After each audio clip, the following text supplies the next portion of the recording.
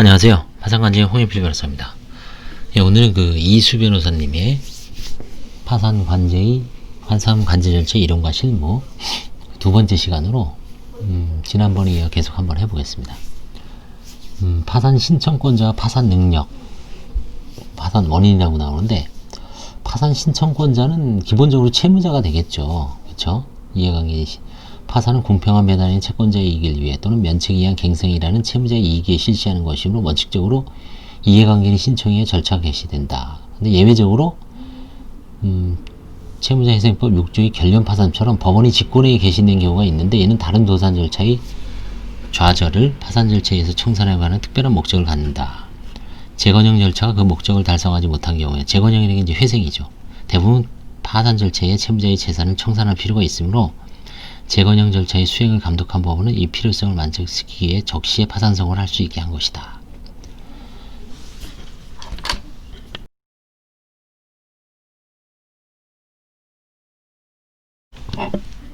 자, 그러면 이제 채권자가 할 수 있어요. 채권자 파산. 채권의 내용. 채권을 가지는 자는 채무자에 대해 파산 신청을 할 수 있다. 법제 294조 제1항.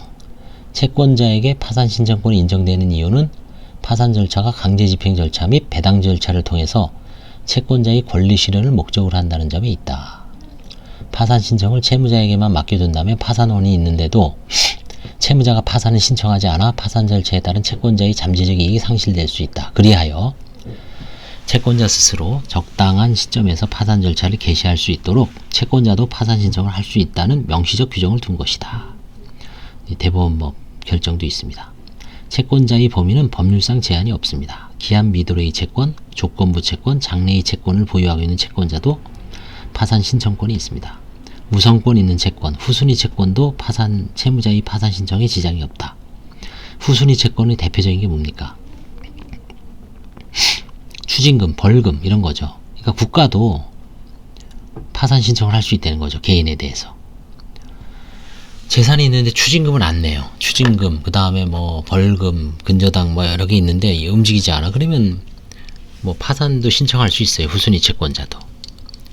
대표적인 게 추징금, 벌금, 과태료 뭐 그런 겁니다.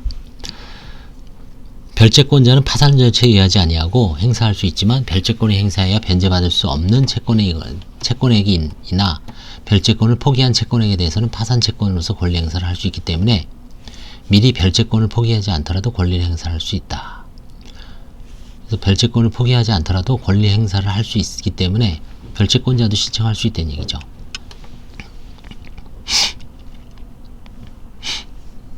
그래서 어느 정도 근저당을 설정해 놨는데 그 근저당이 너무 미약해요. 예를 들어서 자기가 받을 돈은 3억인데 예전에 이제 1억 벤이 없어갖고 나머지 2억은 파산 채권으로 벤이 행사를 못하면 그런 경우에 할 수 있다는 얘기죠.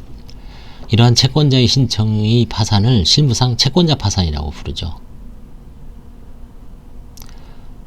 다만 파산이 채권자의 권리 실현인 점에서 채권자에게 신청권이 인정되므로 파산 절차 외에서 수시를 받을 수 있는 재단 채권자에게는 신청권이 없다. 재단 채권은 뭐가 있습니까? 국세, 지방세, 일단 조세가 있죠. 국세, 지방세, 뭐 기타 세금, 조세가 있습니다. 그 다음에 4대 보험, 공공보험료가 있습니다. 이게 대표적인 거죠. 기타 뭐 아주 미세하게 들어가면 있는데, 자, 이것하고 여기는 재단 채권이기 때문에 파산 신청권이 있다 그랬죠. 근데 아까 뭐라 그랬습니까? 후순위 채권도 채무자의 파산 신청에 지장이 없다고 그랬죠. 후순위 채권은 뭐가 있죠? 벌금, 과태료, 추징금 이 세 가지가 대표적이죠. 이거는 둘 다 비슷하면서 차이가 나는 게 조세하고 4대 보험료는 국가 내지 공공단체, 건강보험공단 해서 징수하는 거고, 이 벌금, 과태료는 이제 지방자치단체, 징수금은 아니죠. 추징금은 그것도 국가죠. 법무부, 검찰. 재단 채권자에게 신청권이 없는데 이 후순위 채권자에게는 파산 신청권이 있다는 점, 이게 좀 독특한 차이점이 있죠. 그렇죠?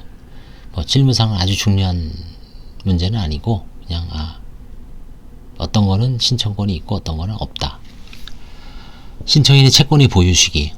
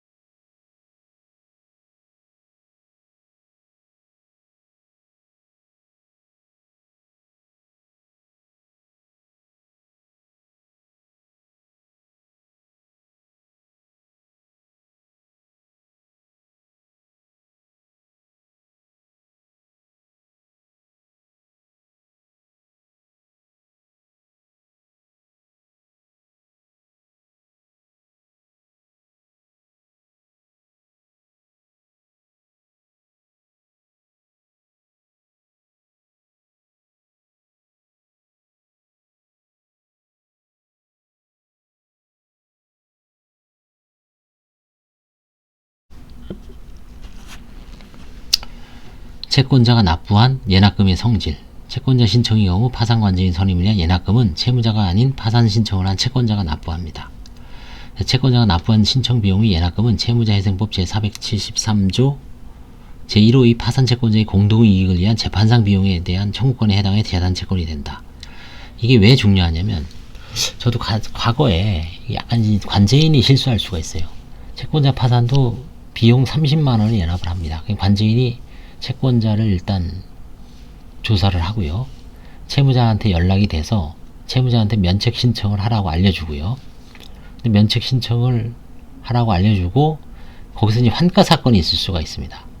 그때 제가 한 건 충남 예산에 있는 무슨 대지인가? 부모 아버님 명의로 돼 있는 대지가 아직 상속이 안 된 거를 채권자가 이제 이걸 환가를 해야 되지 않냐. 그래서 제가 환가를 시도했는데 뭐 큰 금액은 아니지만 돈이 들어왔어요. 근데 그때 관제인이 주의할 게 그 예납 비용, 채권자가 쓴 돈, 30, 그 이상 될 수도 있는데 보통 그 당시에 30이죠. 지금도 원칙이 30인데 그 재단 채권으로 변제를 먼저 했어야 되는데 깜빡하고 그냥 일반 세금만 냈죠.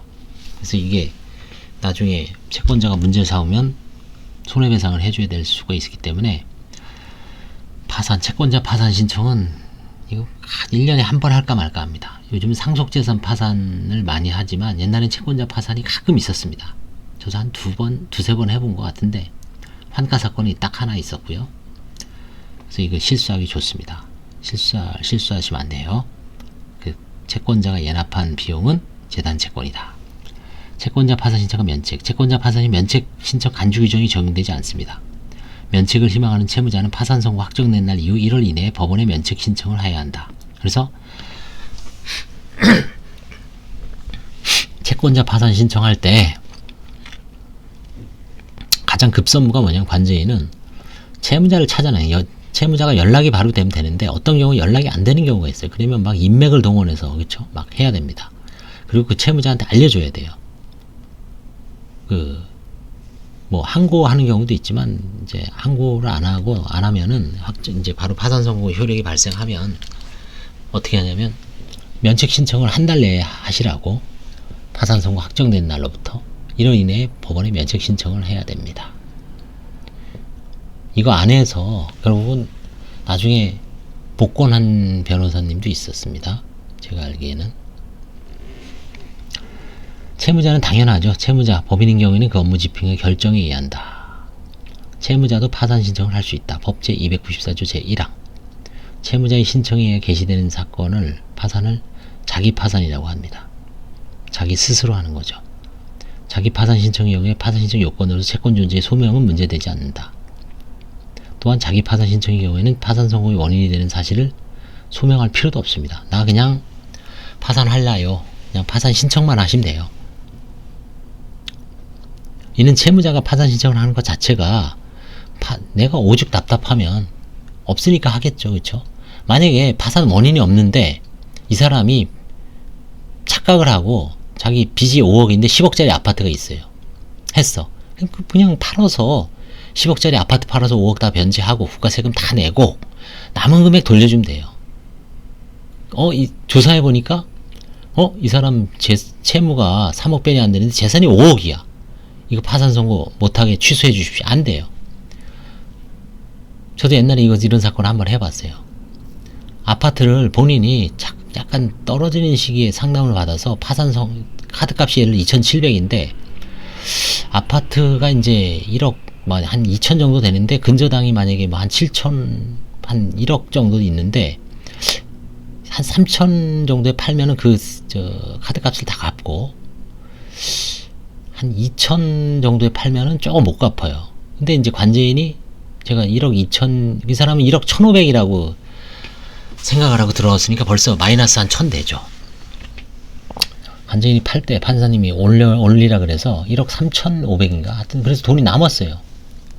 근데 결국은 이제 후순위 채권 파산 선고가 길어지니까 그 파산 선고의 이자 선고 후에도 벌써 1년 이상 걸리죠. 아파트 팔려면은 정릉초등학교 앞에 있는 아파트였는데 제가 직접 성북구 정릉에 쫓아가서 이제 부동산 중개사무소에 이제 내놓으니까 그 당시에 아파트가 갑자기 이렇게 상승기에 있으니까 이명박 대통령 때였는데 뭐 한 달에 이제 돈이 아파트는 올라갈 때는 팔기가 좋아요. 올라갈 땐 막 지금 요즘 아주 올라가니까 막 계약 취소하는 사람 많죠. 그때도 아마 막 올라갔을 거예요. 그래서 여기서 말하는 게 채무자가 파산 신청을 하는 것 자체가 파산 선고의 원인 자기는 이제 파산 상태라고 생각하니까 이제 하는 거고 돈이 남아도 이제 충분히 뭐 채무자에게 돌려주면 되죠. 가끔 돈을 돌려주는 케이스가 있긴 있습니다. 그렇지만 실무에서는 대량의 사건을 아주 반복적으로 처리해야 되죠. 판사들이 선고를 해야 되니까 신청서와 첨부 서류에 채권의 존재 및 파산 원인 사실을 소명하게 하고 있죠. 그래서 부채증명서를 다 띄죠. 부채증명서를 다 띄어서 그 다음에 부채증명서 내지 판결문 그렇죠? 다 띄게 해서 제 채무가 3억입니다. 그 다음에 이제 재산도 다 쓰죠. 재산은 3,000배니 안 됩니다. 뭐 문제 없죠. 한계선에 있는 사건은 드문 사건입니다. 채무자에 준하는 자, 민법 그 밖에 다른 법률에 의해 설립된 법인에 대하여는 이사가, 한명회사 또는 합자회사에 대한 무한책임사원이, 주식회사 또는 유한회사에 대한 이사가 파산 신청을 할 수 있다. 295조 제1항에 있습니다. 청산인은 청산 중인 법인에 대해 파산 신청을 할 수 있다. 이것은 법인에 대한 파산 절차에서 법인이 이사나 청산법인이 청산인 등 법인에 대해 관리권을 갖는 자에게 채무자에 준하는 자, 준채권 채무자의 자격에서 파산 신청이 인정된 것이다. 민법상 법인인 경우에 법인이 채무를 완제하지 못할 때는 이사는 지체 없이 파산 신청을 해야 된다. 우리가 민법 제79조, 이 민법 총칙 배울 때는 이게 무슨 얘기인지 잘 모르죠. 대학교 1학년 아니면 로스쿨 1학년 들어갈 때 민총부터 읽잖아요. 근데 거기에 무슨 파산 얘기도 나와. 그때는 감을 못 잡아요. 그쵸? 그나마 지금은 파산이 어떻습니까? 아주 활발하죠. 2021년인데 저희가 대학 다닐 때 1학년 88년도 88년도에는 파산법은 있었습니다. 그때 88년도에 파산법은 있었는데 파산제도가 운용이 안 됐어요. 그쵸? 법원에서 파산 신청도 거의 안 하는, 파산 그냥 곽윤직 교수님 책 읽으면 가로 열고 무슨 파산법 제 몇 조 들여다보지도 않죠. 나 무관한 일이야. 쭉 민청 공부하다가 물건 공부하다가 채권 총론에 갑자기 사행위 취소 청구권이 나오면서 파산법상의 부인권하고 비교하는 게 나옵니다. 그거는 이제 객관식 그 시험에 대비해서 외워야 될 게 있기 때문에 비교 이런 식으로 나오죠. 채권자 취소권과 파산법상의 부인권의 이동, 같은 점과 다른 점을 뭐 약수를 하시오, 이런 문제는 안 나와도 하여튼 객관식 문제에 나오죠. 뭐 로마법상의 뭐 파울리나 소권, 파베 소권인가, 뭐 하여튼 뭐 이름도 어울리는데 파울리나 소권에서 유래하였다. 그쵸? 그 다음에 파산 채권자 취소권은 개별 행위에 대해서 취소하는 거고, 파산법상의 부인권은 전체적으로 취소하는 거고, 그 다음에 이제 제척 기간이 틀리죠. 5년, 1년 5년, 이거는 2년 10년. 여러 가지 이제 장단점이 있는데, 그때는 이제 그거만 이론적으로 공부하는데 파산제도를 모르고서 무슨 뭐 이동을 의미가 없죠. 근데 지금은 어떻습니까? 파산이라는 건 늘상 일어나죠. IMF 이후에. 파산법을 공부하기도 좋죠. 이제 물론 부담은 늘어났지만 또 이게 뭐 변호사한테는 또 먹거리가 될 수가 있죠. 그렇죠? 그래서 이제 민법 제79조 이게 이제 구체적으로 다가오죠. 그리고 청산 중인 법인, 합령회사, 주식회사, 요연회사의 재산이 채무를 완제하기 부족한 것이 분명하게 된 때는 청산은 지체 없이 파산 선고를 신청하고 이를 공고해야 된다. 청산인은 파산관제인에게 그 사물을 인계함으로써 임무가 종료한다. 이게 다 민법하고 상법에 회사법죠. 거기에 나와. 파산 선고 신청을 해태한 때는 이사 또는 청산 500만 원의 과태료까지 물게 돼 있어요. 그런데 이사, 무한책임사원 또는 청산인이 전원이 하는 파산 신청이 아닌 때에는 파산의 원인인 사실을 또 소명하여야 한다. 참 뭐 이게 잘 모르겠죠. 296조.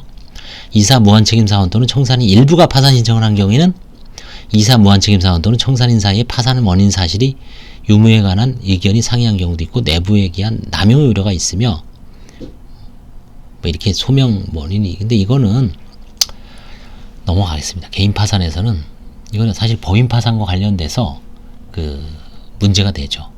근데 그럴 때는 이걸 정확하게 읽어보면 됩니다. 저도 얼마 전에 이게 약간 상담을 잘못한 것 같아요. 제가 유튜브를 제가 했는데 그분이 이제 파산이 됐습니다. 법인이.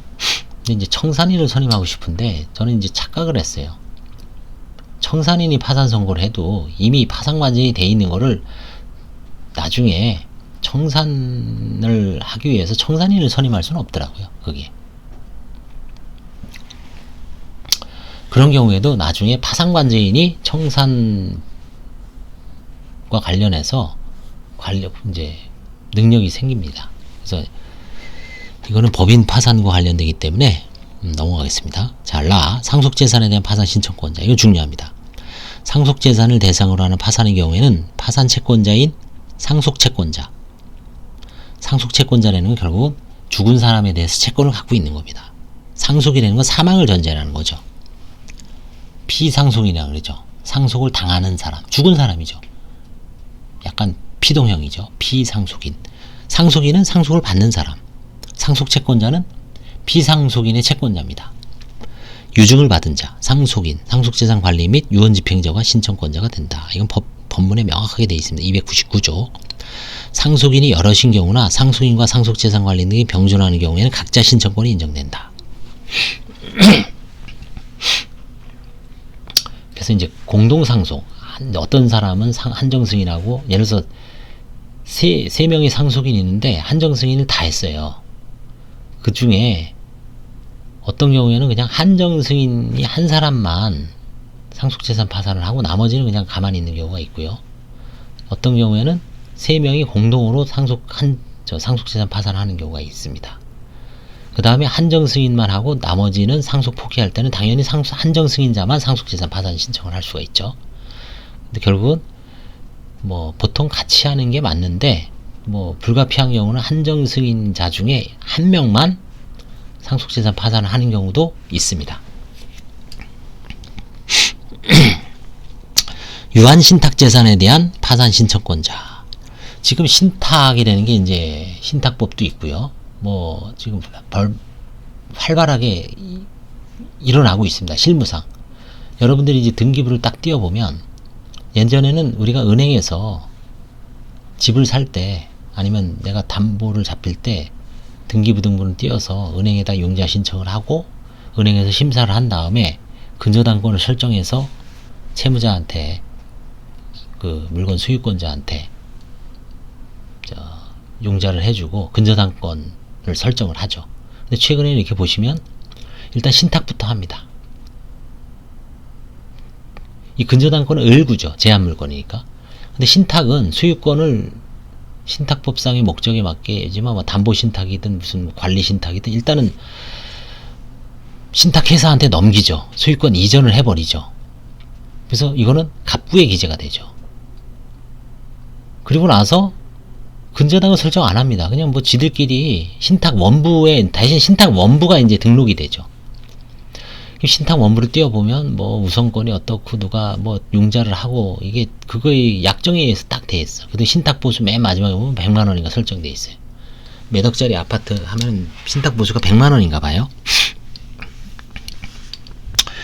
대외적으로 뭔가 비밀로 하기 위해 좋죠. 대외적으로 내가 담보 딱 노출되기가 싫어하는 사람이 담보신탁이 맞죠. 담보신탁, 신탁법을 이용하죠. 왜냐면 을구에 신한은행에 뭐 3억 설정돼 있다. 이게 딱 드러나죠. 10억짜리 아파트니까 3억짜리니까 나한테 돈을 다시 꺼주는 사람, 채권자들한테 노출이 돼서 아 이건 7억원의 가치변이 없구나. 근데 신탁을 해보면 그게 드러나지가 않아요. 신탁 원부에도 그냥 없어요. 그게 잘 미주알 고주알이 없어요. 그래서 결국은 이 채권자들이 신탁된 그거다 보면 채무자에 대해서 뭔가 좀 정보가 차단되고 뭔가 비밀로 하고, 그러니까 채무자 입장에서는 좋죠. 패를 감추고 있으니까. 근데 다른 사람 입장에서는 좀 답답하죠. 근데 파산하면은 그거는 또 신탁법상에 의한 공매를 처분을 할 수가 있어요. 경매하는 게 아니라. 좀 유한신탁재산에 대해 신탁채권자, 수익자, 수탁자, 신탁재산 관리인 또는 신탁법 133조 청산 수탁자는 파산 신청을 할 수 있다.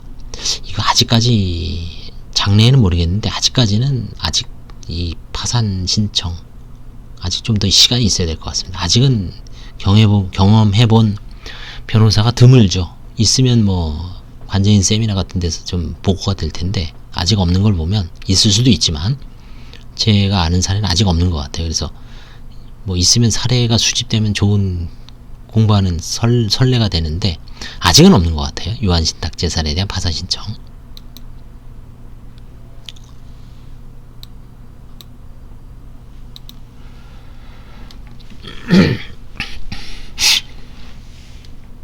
자, 파산 능력을 보겠습니다. 자연인. 파산 능력이란 파산 선고의 결정을 받을 수 있는 자격을 말합니다. 자격. 파산 선고를 받을 수 있는 자격이구나. 모든 자연인은 상인성, 행위 능력이 유무를 불문하고 파산 능력이 인정된다. 누구나 다 파산할 수 있는, 이게 일반 파산주의라고 합니다. 자연인 채무자가 일단 파산 신청 또는 파산 선고가 있은 후에 사망한 때는 파산 절차는 그 상속 재산에 대해 속행됩니다. 법제 308조가 규정하고 있어요. 이 규정에 따라 파산 신청을 한 채무자가 파산 선고 후에 사망한 데는 파산 절차는 상속 재산에 대해 속행되기 때문에 파산 관제인은 상속 재산에 대해 관리처분 행사에 이를 공정하게 환가 배당해야 된다. 가끔 파산 선고 후에 사망하는 경우가 있어요. 그래서 그 상속 재산이 있으면 이제 환가 배당하고 없으면 그냥 절차를 폐지하죠.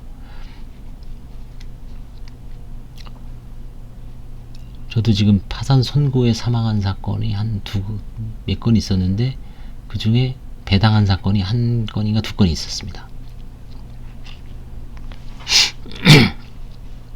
그 후 배당이 완료되어 파산 절차가 종결되면 상속재산은 파산 종결로 소멸되므로 상속재산에 대한 면책에 관한 규정은 적용될 여지가 없다. 하여튼 상속재산 파산은 면책이란 얘기가 나오면 안 됩니다. 이 경우 회생법원은 사망한 채무자의 면책 신청에 대하여 종국 결과를 뭐 몇 년 몇 월 며칠 채무자의 사망으로 종료라고 처리하고 있다.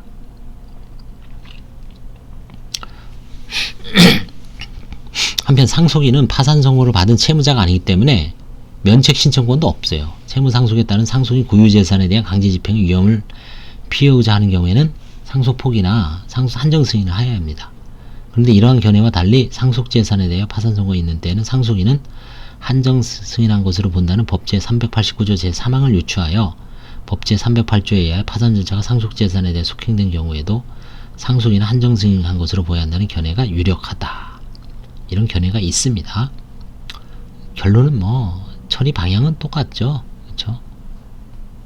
똑같습니다. 법인도 당연히 그래서 자연인과 파산과 관련해서 제가 예전에도 한번 이걸 한번 강의를 했는데 미성년자도 파산할 수가 있습니다. 구글링을 하거나 네이버에 치면은 중학생 파산이라고 하면 의정부에서 어떤 변호사님이 아직 케이스가 나올 거예요.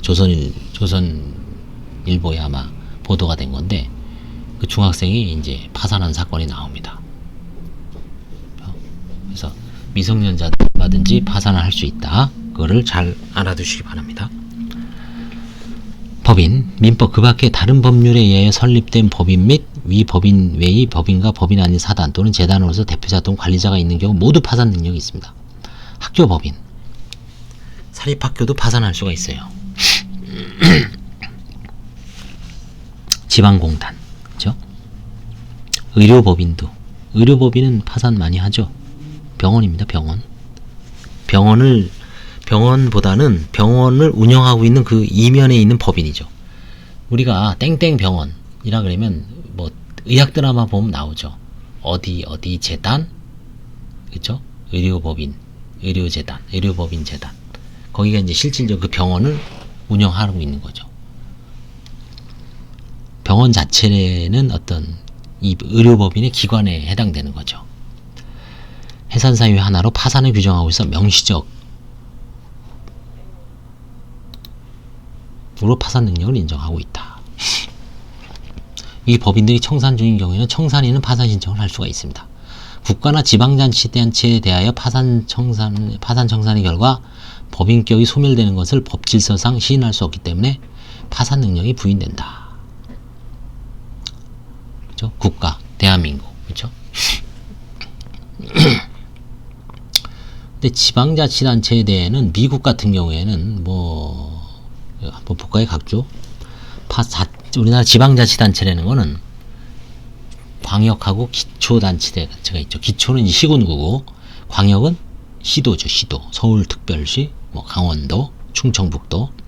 지방자치단체의 파산 능력을 부정하는 것이 일반적인 견해이나 지방자치단체가 채무자 회생법상의 회생 절차를 이용할 수 있는 능력, 즉 회생 능력까지 부정되는지에 대해서는 견해 대립이 있다.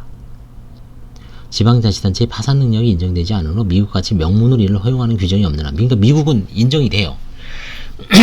그래서 미국은 2008년 서브프라임 이후에 뭐 디트로이트, 그쵸? 디트로이트가 뭐 자동차 공업으로 유명한 데였죠. 그 다음에 프로야구에서 디트로이트 타이거즈인가 뭐 있죠. 디트로이트 타이거즈. 그 다음에 농구는 디트로이트 피스톤즈인가요? 뭐 하여튼 미국 그 동부 쪽에 동중부 거기에 이제 유명한 도시인데 미국 이제 뭐 미국 그 파산 지방자치단체 하면은 많이 나옵니다.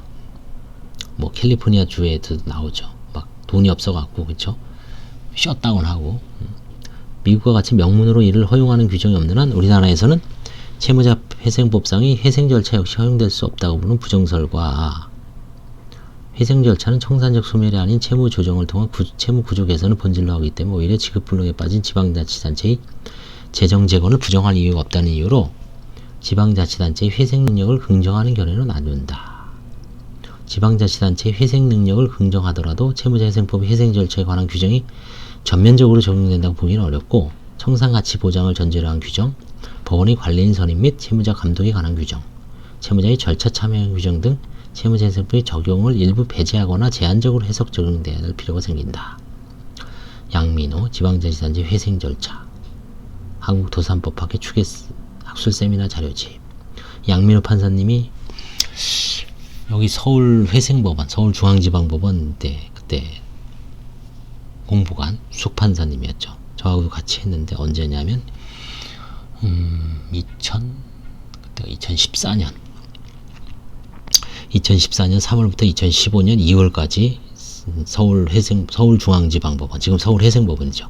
그때 4단독 파산 4단독에 저하고 저는 이제 그때 그 혼자 여기에 배속돼 갖고 이제 했었죠. 양민호 판사님 우리 쓴 논문이 나옵니다. 그러니까 이건 뭐 우리나라에 이제 공사 같은 경우 있죠. 태백 그 강원도 이제 우리나라도 지금 지방자치단체 내지 지방자치단체가 출자한 그 공사가 문제가 되는 게 강원도에서 태백에서 그 동계올림픽 때 하이원인가요? 하이원 말고 뭐 있습니다. 그거 너무 투자를 많이 해갖고 지금 태백이 아주 흔들리는 거죠. 그 다음에 뭐 성남도 문제가 됐었죠. 지금 슬슬 논의 중인 것 같습니다.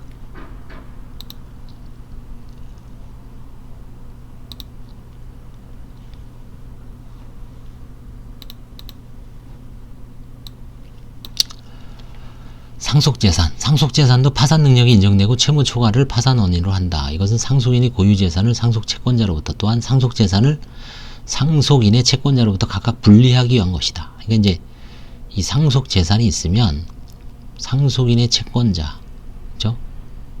상속인의 고유재산을 상속채권자로부터 이제 분리하게 한 거죠. 상속인이 채권자, 상속인이 고유재산만 딱 분리해서 상속채권자한테 나눠주는 절차를 하기 위해서 이제 상속재산 파산을 합니다. 자, 이제 한 30분 정도 지났는데, 여기까지 하겠습니다. 다음 19페이지 파산 원인부터 자세하게 하겠습니다. 이거는 이제 여러분들이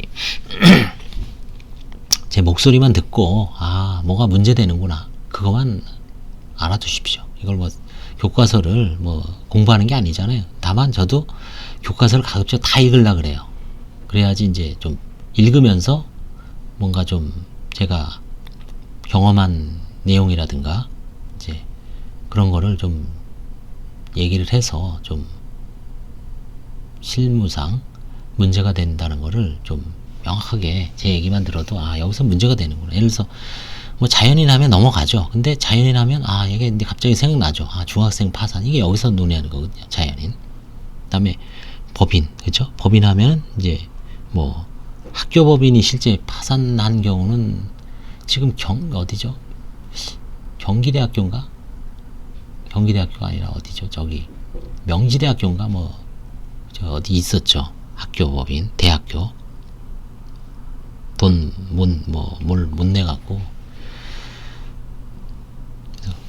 한번 상세하게 한번 보도록 하겠습니다. 오늘은 여기까지 하겠습니다. 감사합니다.